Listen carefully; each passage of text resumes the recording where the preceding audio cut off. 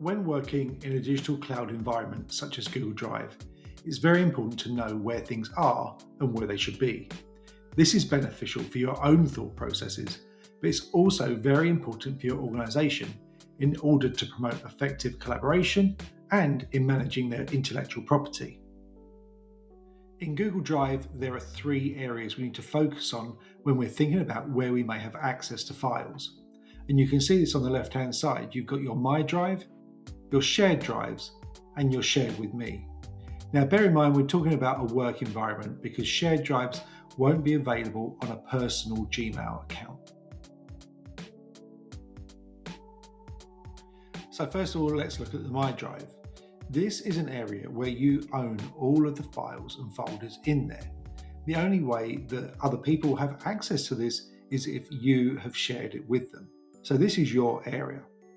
My recommendation for this area is this is where you keep files that are personal to you, or that there are files that you're working on. This isn't an area for your organizational files. These should go in the shared drives. A key reason for this is that if somebody leaves your organization, it isn't as easy to then access files that belong to them. Whereas in shared drives, that's different. Also in shared drives, there's greater control over what people can do with the files in there. So in your My Drive, organize your files by creating folders and then sharing them as you might want with other people. But as I said, ultimately, this should be ideally for personal files only.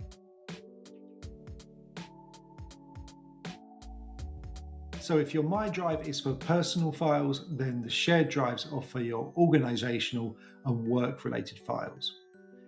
In your shared drive, it means that anything in there is owned by the organization and not a person. So this means if anyone leaves, it doesn't have any impact upon the files. To create a shared drive, you can just click on the New button and you can put in your title.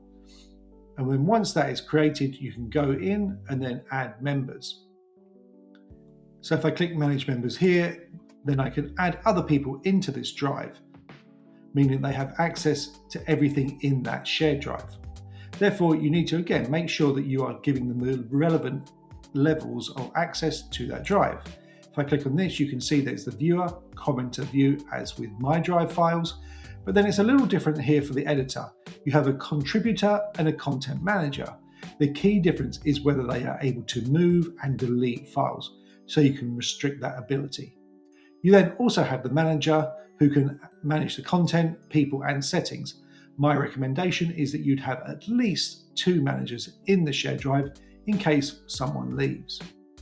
Within the drive as well, you can still share files and folders with people just as you would, and they would only have access to that, not to everything in the drive.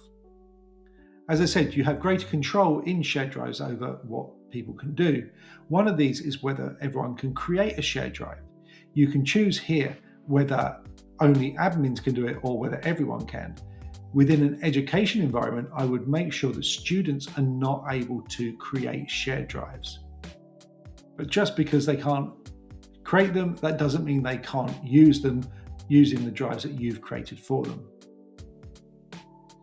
A couple of other options you have in the admin console is to limit the size of those shared drives and whether you can share files externally from them.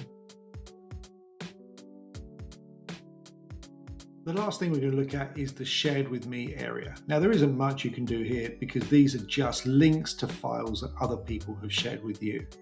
You'll generally see them in a chronological order, or you can reorder them by name. One of the key things you can do though with these files, if you select a file, you can click on the dots and go to Organize. And here you can add a shortcut or a star. If you add a shortcut, it's going to ask you where you want that. So you can then go and put that into one of your folders to help you more easily access this file that's been shared with you. So I hope this has been helpful in understanding the different areas of Google Drive and will help you become more effective with handling your digital content.